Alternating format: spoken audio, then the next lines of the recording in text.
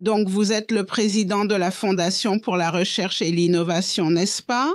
Mais pouvez-vous expliquer à l'auditeur ce qu'est la Fondation et quel est son rôle dans la promotion de la recherche, de l'innovation et de la technologie? Oui, merci. C'est une excellente question. La Fondation pour la recherche et l'innovation est une fondation qui agit en tant qu'agence nationale de financement à Chypre, soutenant la recherche et l'innovation dans le pays. Donc, il s'agit d'une institution dont la principale mission consiste à mettre en œuvre la stratégie réfléchie ou définie par le ministère du Numérique et de l'Information sur la politique numérique, n'est-ce pas correctement exécutée dans la pratique, et innovation, recherche et innovation. Et il y a une stratégie qui a été ratifiée il y a quelques mois seulement, en fait en décembre, qui couvre la période entre 2024 et 2026. La RIF est une institution de financement qui a pour mission d'exécuter cela à un niveau de financement compétitif et de fournir des services financiers efficaces. Donc, ce sont des programmes au niveau national qui sont financés de manière compétitive, n'est-ce pas? Et essentiellement, sont, vous savez, conçus pour réellement orienter, permettre et aider, vous savez, à favoriser l'écosystème pour commencer à développer les bonnes, disons, compétences pratiques. Donc, lorsque nous parlons du type typique de programme que nous avons, il y a des programmes d'incitation financière qui sont construits dans différentes catégories spécifiques et variées. Je pense, tu sais, je vais approfondir davantage, mais nous parlons de programmes comme ceux que nous essayons de dynamiser ou, disons, d'exciter les startups comme les préamorçages, les amorçages, les innovations, les disruptions.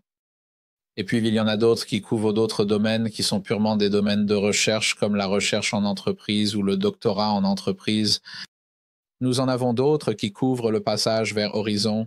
Ce sont des instruments financiers ou des programmes financiers, disons, que nous avons, les programmes de financement. C'est ici qu'une partie essentielle de l'institution, la plus grande partie de l'énergie, est consacrée. Permettez-moi de vous donner un exemple pour mieux comprendre. Depuis 2016 jusqu'à ce jour, nous avons investi plus de 148 millions d'euros dans tout cet écosystème, ce qui représente une somme considérable pour soutenir son développement et sa croissance. Plus précisément, nous avons investi environ 28 millions d'euros, un montant considérablement important pour nous, à 104 sociétés qui se sont réellement focalisées sur l'innovation en tant qu'aspect essentiel.